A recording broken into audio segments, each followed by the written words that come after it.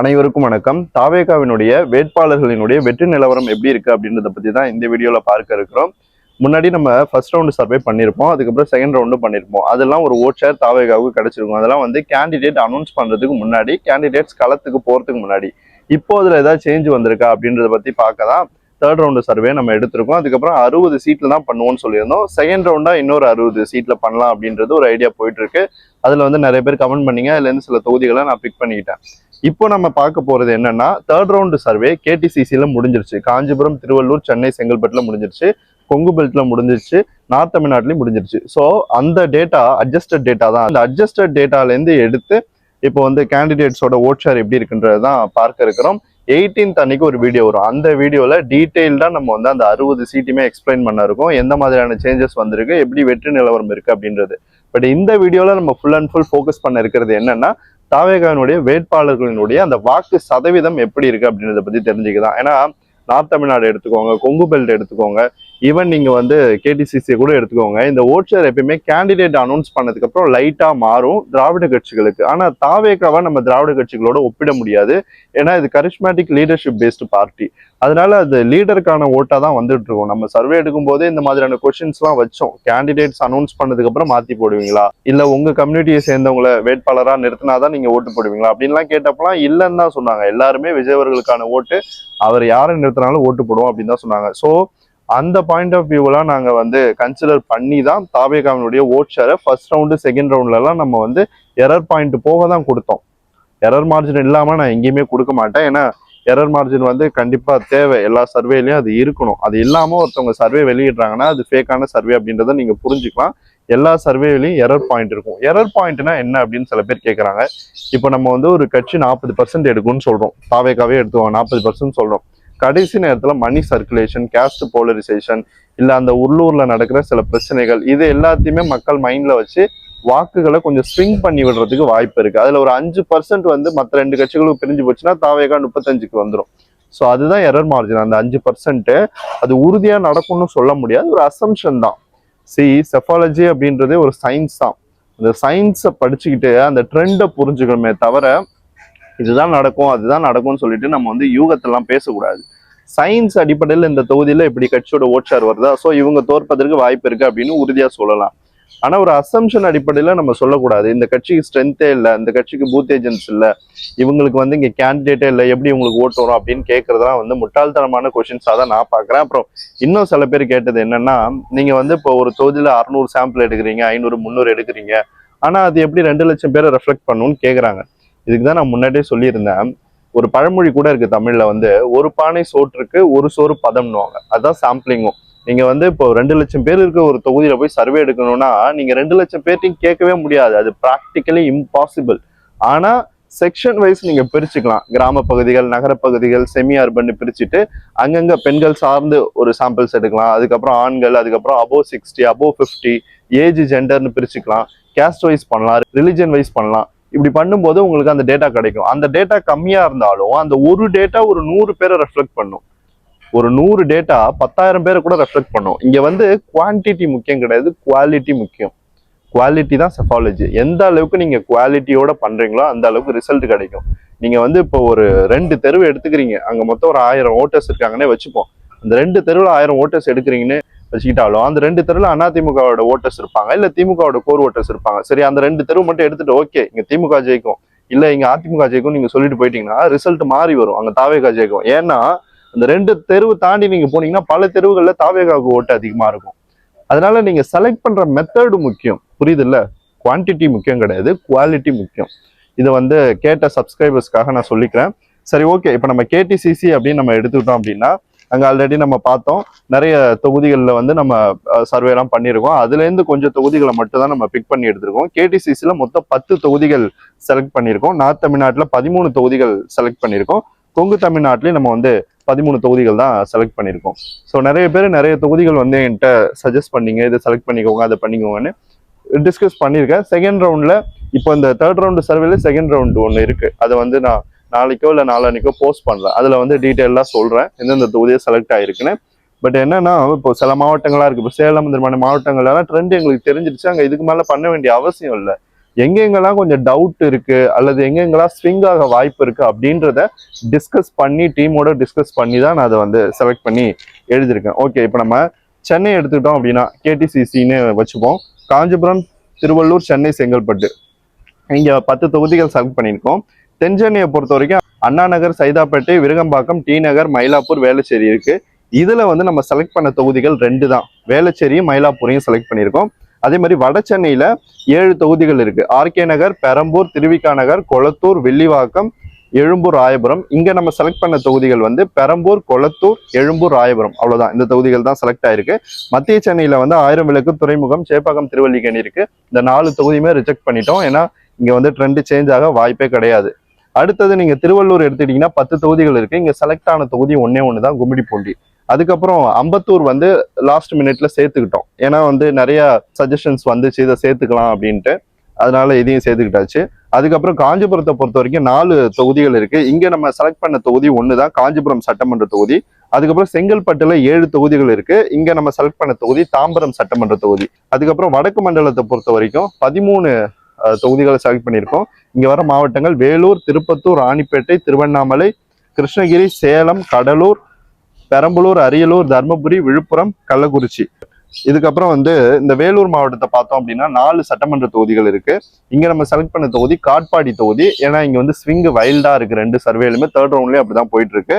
அடுத்து திருப்பத்தூர் மாவட்டத்தை பொறுத்த வரைக்கும் ஃபுல்லா ரிஜெக்ட் பண்ணிட்டோம். ஏன்னா அங்க ட்ரெண்ட் சேஞ்ச் ஆக வாய்ப்பு இல்லை, அதனால ஒரு தொகுதி அங்க செலக்ட் பண்ணல. அடுத்து ராணிப்பேட்டையில 4 தொகுதிகள் இருக்கு. இங்க அரக்கோணம் மட்டும் செலக்ட் ஆயிருக்கு. அடுத்து திருவண்ணாமலை 8 தொகுதிகள் இருக்கு. இங்க செலக்ட் ஆன தொகுதி திருவண்ணாமலை சட்டமன்ற தொகுதி மட்டும்தான், மற்ற எல்லாமே கரெக்டா தான் போயிட்டு இருக்கு.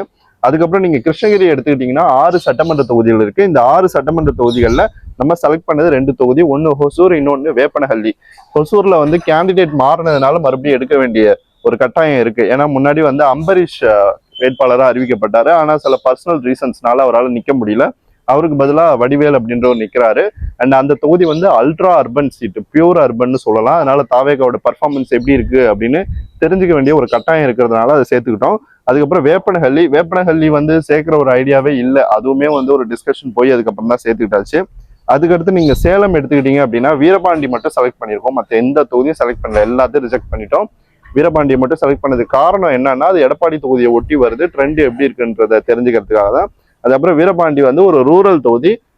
சேலம் மாவட்டத்துல அல்ட்ரா ரூரல் வந்து இது மட்டும்தான். அதனால எப்படி ட்ரெண்ட் இருக்குன்னு பார்க்கலான்னு தான் இதை எடுத்துக்கிட்டேன். ஏற்காடு வந்து நிறைய பேர் சஜஸ்ட் பண்ணாங்க, பட் எனக்கு அது ஓகேவா தோணலை, அதனால அதை வந்து ரிஜெக்ட் பண்ணியாச்சு. கடலூர் மாவட்டத்தை பொறுத்த வரைக்கும் 2 தொகுதி செலக்ட் பண்ணியிருக்கோம். கடலூர், பண்ருட்டியில விசிகா நிக்க போகுதுன்னு தெரிஞ்சதுக்கு அப்புறமா தான் இந்த தொகுதியை வந்து ஆட் பண்ணிட்டோம். இல்லைன்னா கடலூர் மட்டும்தான் இங்க செலக்ட் ஆயிருக்கும். அடுத்து நீங்க பெரம்பலூர் எடுத்துக்கிட்டீங்கன்னா 2 தொகுதிகள் இருக்கு. இங்க பெரம்பலூர், புன்னம் இருக்கு. இங்க வந்து செலக்ட் ஆன தொகுதி பெரம்பலூர் மட்டும்தான். அரியலூர் மாவட்டத்தை பொறுத்த வரைக்கும் 2 தொகுதி இருக்கு. 2த்தையுமே ரிஜெக்ட் பண்ணியாச்சு. ஏன்னா அங்க சேஞ்ச் வருவதற்கான வாய்ப்பே இல்லை. அதுக்கப்புறம் தர்மபுரியை பொறுத்த வரைக்கும் 5 தொகுதிகள் இருக்கு. செலக்ட் ஆன தொகுதிகள் என்னென்னு பார்க்கும்போது தர்மபுரி, அரூர் தொகுதியை மட்டும் செலக்ட் பண்ணியிருக்கோம். விழுப்புரம் மாவட்டத்துல 7 தொகுதிகள் இருக்கு. இங்க செலக்ட் ஆனது ஒரே ஒரு தொகுதி, திண்டிவனம் தொகுதி மட்டும்தான். அடுத்து கள்ளக்குறிச்சி மாவட்டத்துல 4 தொகுதி இருக்கு. இங்க செலக்ட் ஆன தொகுதி கள்ளக்குறிச்சி சட்டமன்ற தொகுதி மட்டும்தான். கொங்கு மண்டலத்தை பொறுத்த வரைக்கும் 13 தொகுதிகள் இருக்கு. இங்க வர்ற மாவட்டங்கள் என்னென்னு பார்க்கும்போது திருப்பூர், கோயம்புத்தூர், கரூர், நீலகிரி, நாமக்கல், ஈரோடு. ஸோ இந்த மாவட்டங்களை உள்ளடக்கியதான் இந்த கொங்கு மண்டலம். கொங்கு மண்டலத்தை பொறுத்த வரைக்கும் செலக்ட் பண்ண தொகுதிகள் 13. அதுல வந்து ஒரு மாவட்ட வாரியா நம்ம பார்க்கும்போது திருப்பூர்ல 2 தொகுதிகள் செலக்ட் பண்ணியிருக்கோம். தாராபுரம், அவினாசி.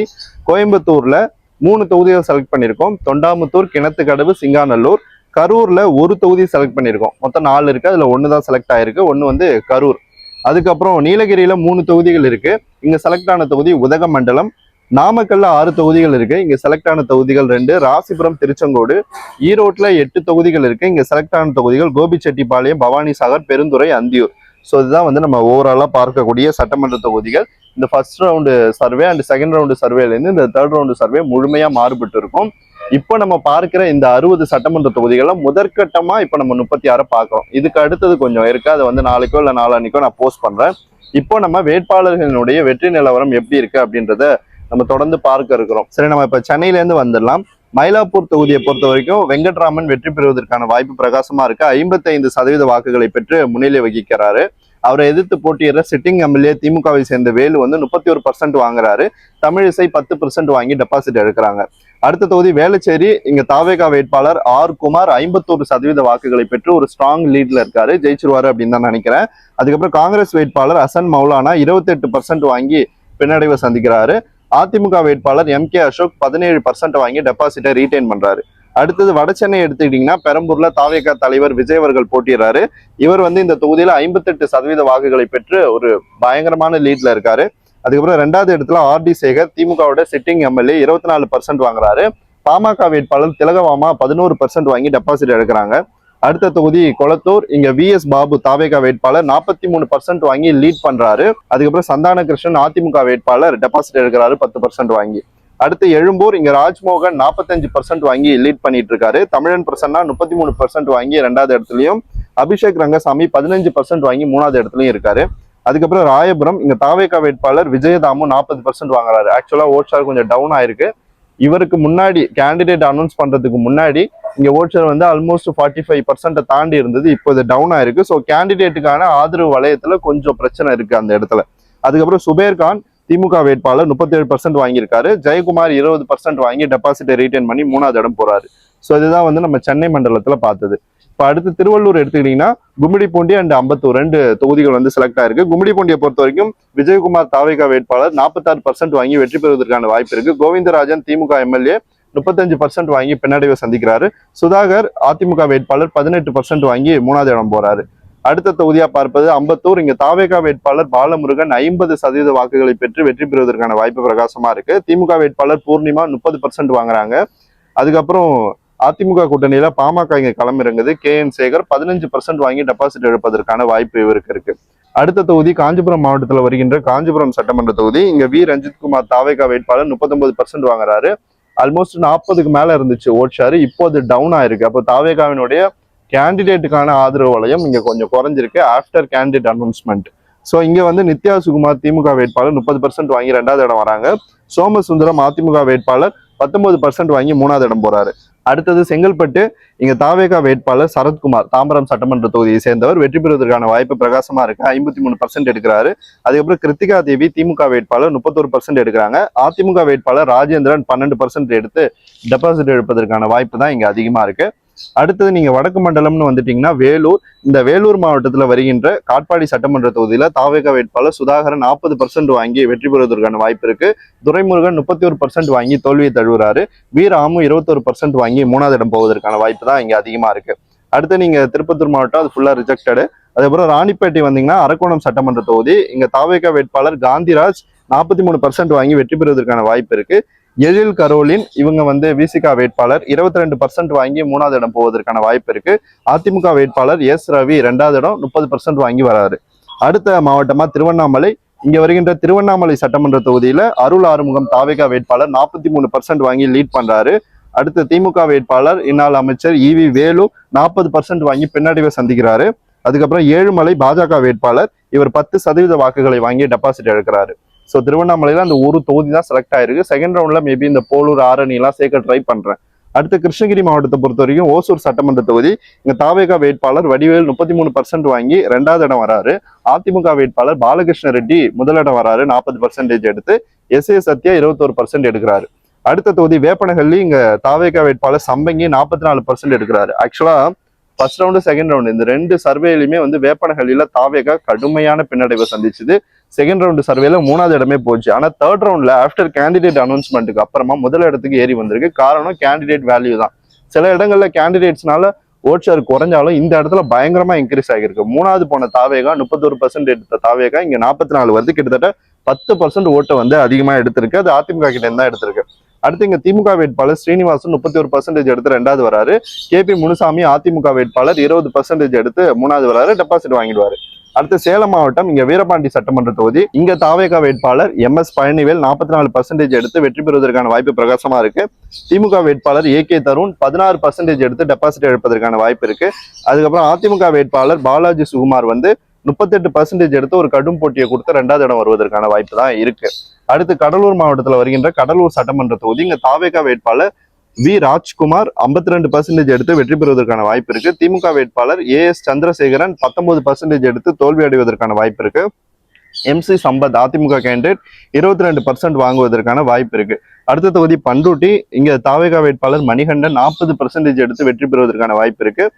திமுக கூட்டணியில விசிகா இங்க நிக்குது, அப்துல் ரகுமான் போட்டியிறாரு, இவர் 17% எடுத்து தோல்வி அடைவதற்கான வாய்ப்பு இருக்கு.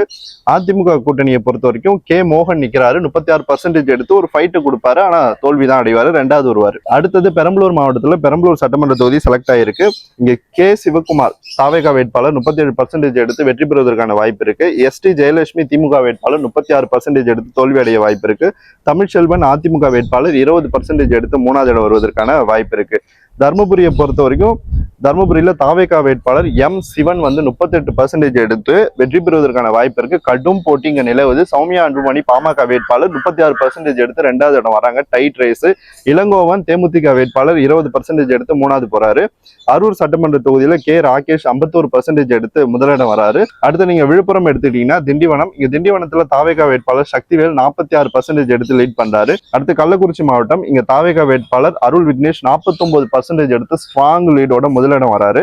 மாலதி விசிகா கேண்டிடேட் 16% எடுத்து மூணாவது இடம் போய் டெபாசிட் எடுக்கிறாங்க. அதுக்கப்புறம் அதிமுக வேட்பாளர் ராஜீவ்காந்தி 31% எடுத்து ரெண்டாவது இடம் இந்த தொகுதியில வராரு.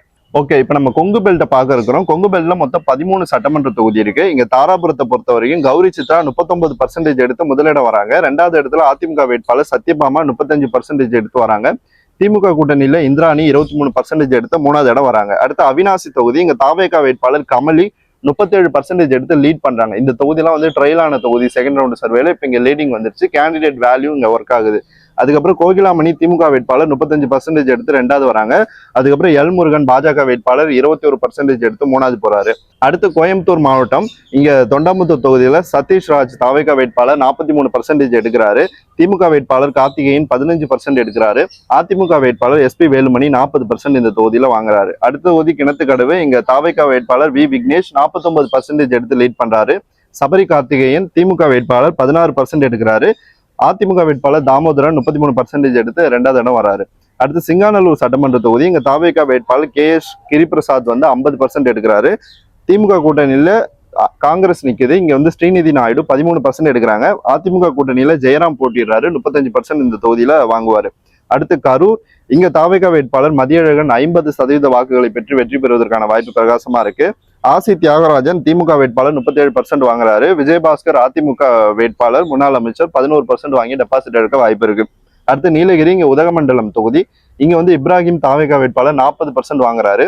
அதிமுக கூட்டணியில பாஜக நிக்குது, போஜராஜன் 19% வாங்குறாரு. ராமச்சந்திரன் 35% காங்கிரஸ் வேட்பாளர் வாங்கி தோல்வியை தழுவுறாரு. இங்க தாவேகாவுக்கு ஒரு கடுமையான போட்டி இருக்கும், ஆனா வெற்றி பெறுவதற்கான வாய்ப்பு இருப்பதாக நான் பாக்குறேன்.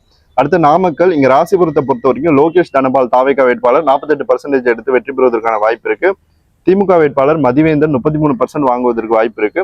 பாஜக வந்து இங்க போட்டியிடுது, பிரேம்குமார் 12% வாங்குவதற்கு வாய்ப்பு இருக்கு அதிமுக கூட்டணியில். அடுத்து திருச்செங்கோடு, இங்க தாவேகா வேட்பாளர் KJ அருண்ராஜ் 40% வாங்குவதற்கான வாய்ப்பு இருக்கு, வெற்றியும் பெற்றுடுவாரு. இங்க கொங்கு ஈஸ்வரன் 17% வாங்கி மூணாவது இடம் போறாரு.